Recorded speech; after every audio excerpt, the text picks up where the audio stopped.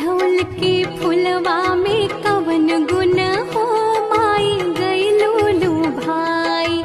अढ़ौल के फुलवा में कवन गुण हो माई गइलो लो भाई।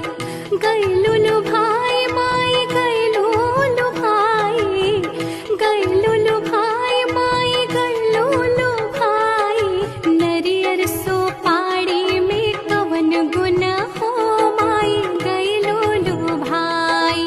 अढ़ौल के फुलवा में कवन गुण हो माई गइलो लो भाई। छप्पन भोग माई के मन